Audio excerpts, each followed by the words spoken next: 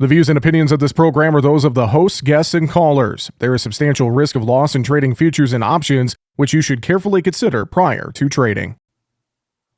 Well, we had a really solid close in the grains and oilseeds on Thursday. Corn hovered around unchanged most of the day, but did find some good green on the screen. Soybeans coming back to finish with some green on the screen as well. A good move in the wheat complex, trying to work off of lows. Cattle, though, showing a little more pressure again Thursday. Plenty for us to take a look at and talk about. Joining us here on Market Talk, Shawn Hackett with Hackett Financial Advisors. Shawn, how are you, sir? It's good to talk with you again. Good to talk with you, Jesse. I'm doing great and looking forward to the show today. Well, let's dive in, and just for starters, your feelings on what I mentioned was a pretty good close in the grains and oilseeds on Thursday, considering we were kind of lower through much of the session, but we were able to find a little bit of green. And, you know, a penny or two, hey, in this day and age, this environment, I'll take that as a win, Shawn.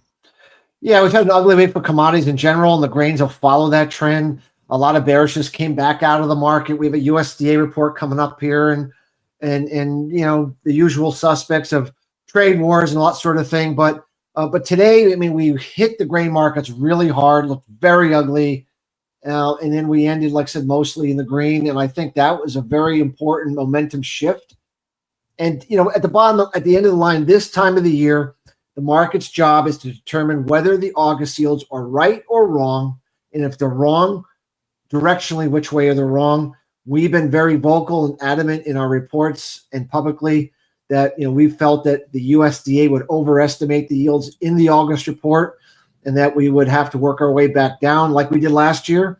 And nothing that I see from the harvest results I am seeing, and from the very, very dry finish that we're seeing clearly in the center south and center east grain belt, says that there's anything other than that going to happen. And whether the USDA says that in the September report, they certainly will say it by the October report. And we know they tend to drop more significantly in the January report. But the market figures this out.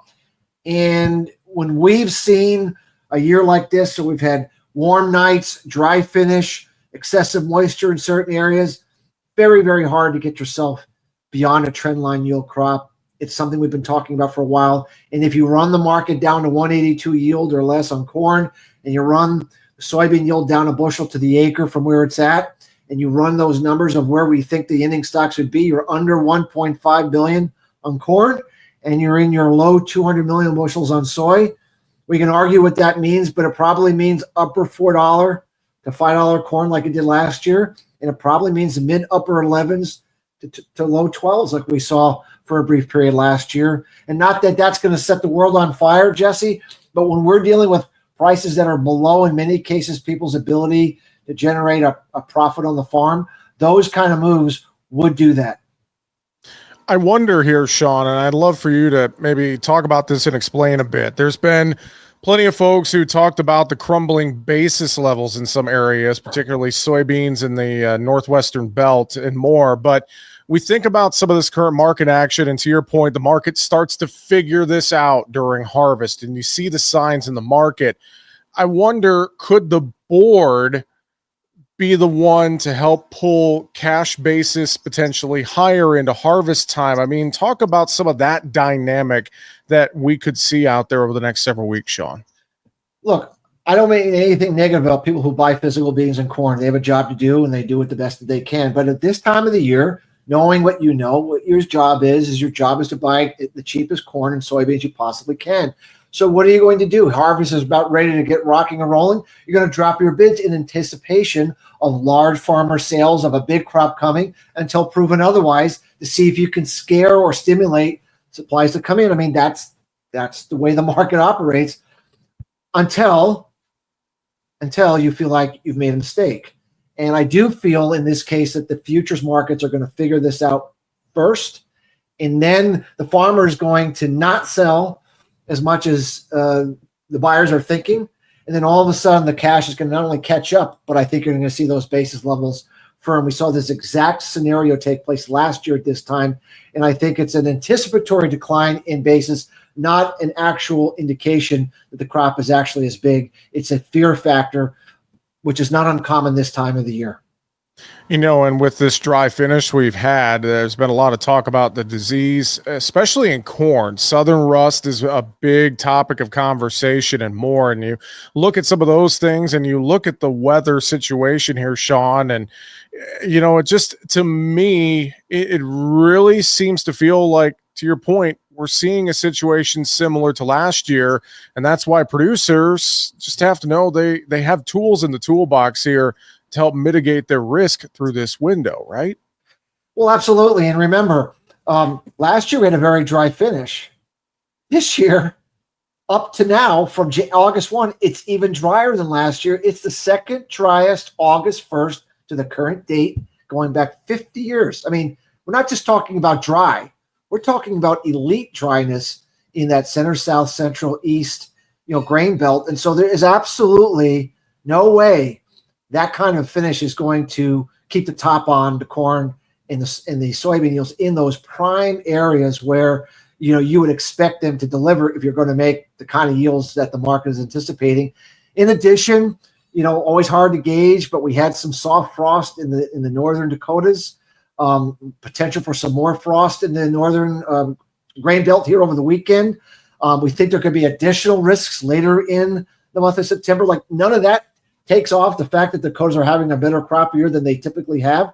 But once again, we're talking about a 189 yield. Everything absolutely has to be top end. And if you take a clip, if you have a dry finish here, a little frost here, disease here, and all of a sudden you're working way back to 182 and you're working way back to sub 1.5 billion bushel carryout.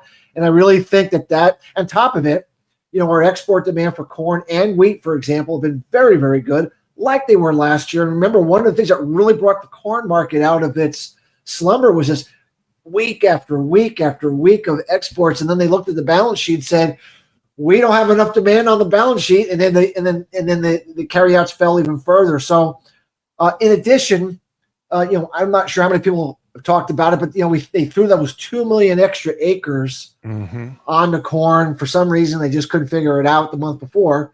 But there's going to be record silage cutting this year from our perspective and our work, because of the high cattle price, the high price that dairymen can sell their beef cows over to that side of the equation. And so anytime you cut silage, you're taking harvested acres off.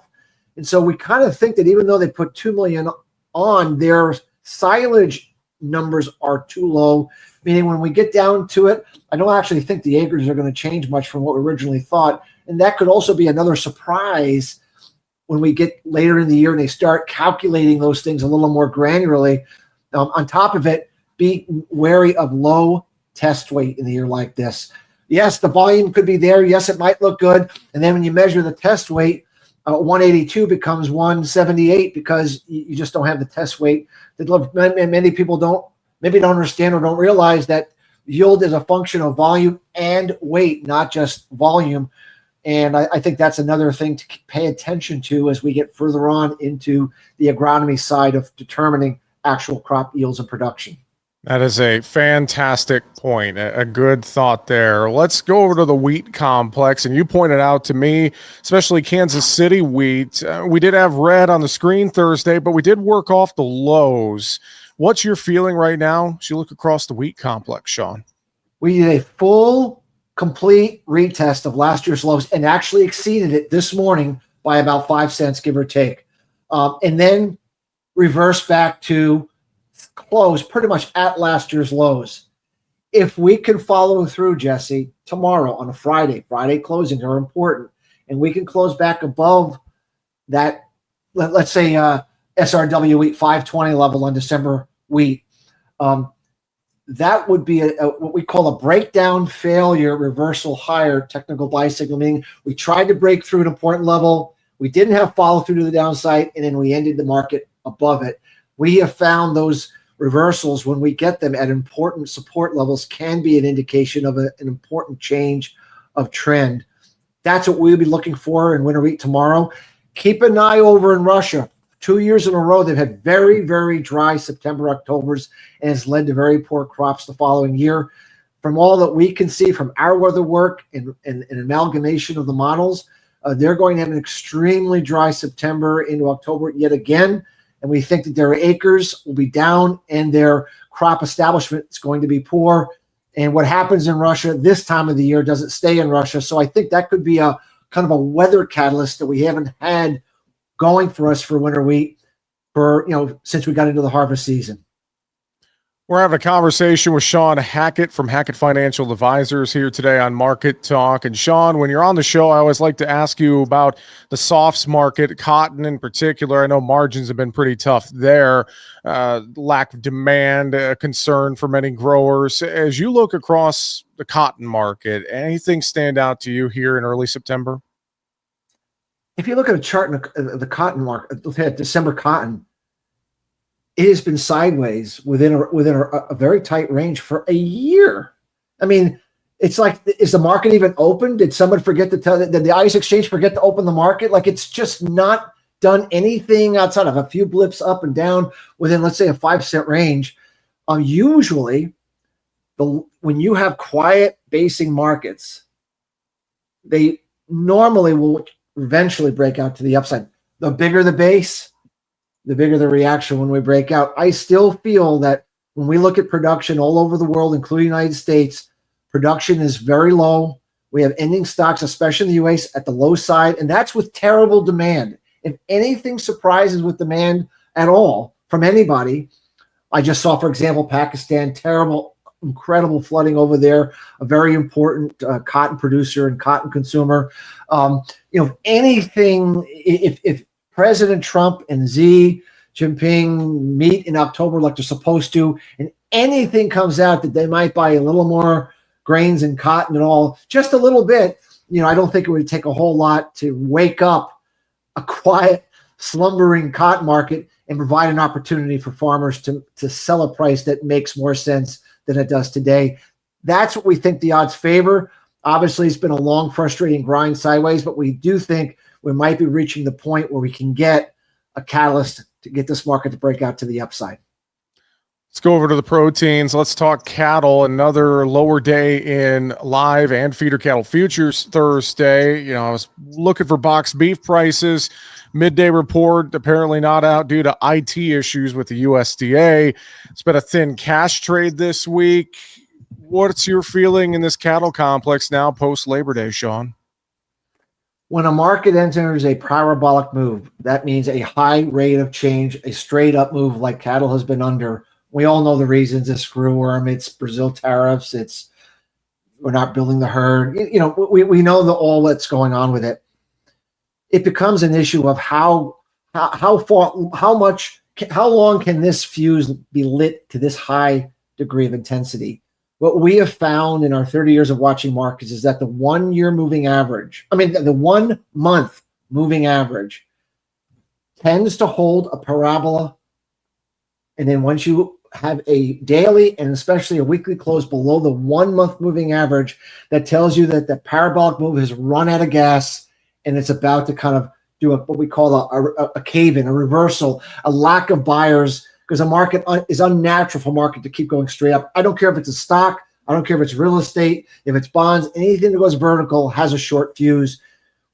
That number, it's a moving target, but that number today, I believe on December cattle comes in around 233.5. And it could be, I think tomorrow it's 234. Like it's moving up rapidly. We'd be watching for a break below the 1 month moving average to tell us that this parabola is over, that we could be seeing our first stiff setback in the market in quite some time. And we've been advising our producers that while the parabola is still underway, try to find ways to protect those prices, try to find ways to lock in those prices, cash sales, using LRP for feeder cattle. You can't exactly time when a parabola is going to end, but trying to sell on the way down when a parabola crashes, it's very, very difficult. Easier to sell into strength. And these prices are just unbelievable. And I just feel staring at a gift horse in the mouth for too long makes no sense in an environment like this. Yeah, no, that's a great point.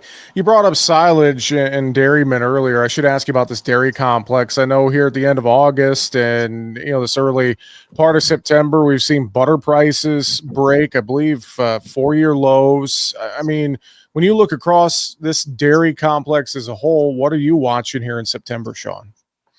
Well, we've seen the typical or expected reaction. That is to say that last year we were suffering from avian flu, depressed production in the U.S. This year, the herd is in better shape. We don't really have that stress. And so we're getting the post-avian flu production rebound. I think we've been up over 3% the last 2 months relative to last year's depressed production. So it's brought a lot of sellers into the market, fearing that, that we are going to oversupply the market going in to the holiday season. And while I understand, that a big production number, it means more supply, and I understand there can be some pressure, but we don't see the signs that we are like seriously rebuilding the herd or making those big investments in fertility rates, or we're not seeing that we're going to be really gunning this supply for years to come. What we see is just a natural reaction of production going from where it should not have been last year back to normalcy, and then it's going to slow down pretty dramatically. So I think the market's overreacting. We've been sort of in a rapid decline, actually a mini crash if you just look at the price charts. And I would argue, just like I did with cattle on the reverse, anytime the market goes straight down, it's unnatural. Watch that 1 month moving average for the market to break up. We're sort of eating into some multi-year lows here. I'd be pretty surprised if we didn't see the market dig its heels in here and provide some kind of a relief rally to the marketplace. But we think most of the downside is done to the here based on an overreaction to U.S. production that I don't think is sustainable. Sean, always great advice. Anything final you would mention or reiterate to folks listening into the show today? The last thing that I want to mention real quick is, we have a very strong indication that we're going to have an early start to the winter, and it could be a top 5 or top 3 winter. The last time we had a warm North Pacific and a cold North Atlantic was the winter of 2013, 2014, which, if anyone remembers, that was the number 1 cold winter over the last 30 years. And natural gas prices, back then we had a massive oversupply, but this time around we have record LNG exports, record demand coming for electrical power usage from AI data centers. And if we have a winter that has heating demand of that kind, we would very rapidly run our inventories down to, we think, 10-year lows. And we can argue what that means to price, but it means that the price could conceivably do a similar type of move to what it did a few years back when we had the war, and we had obviously the hurricane that kind of messed up natural gas production. So anyone out there that is in need or is susceptible to physical natural gas or propane prices going up should really do everything they can to make sure they're protected to the upside. This is not a year to be cavalier about natural gas prices.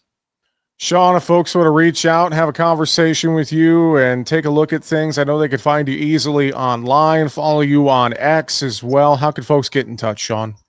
Our website is Hackett, HACKETT advisors.com. Our X handle is at Faradix11. There's some information and interviews that we post there from time to time to give people a view of how we're looking at ag markets and the future of ag pricing, to keep tabs of what we're thinking.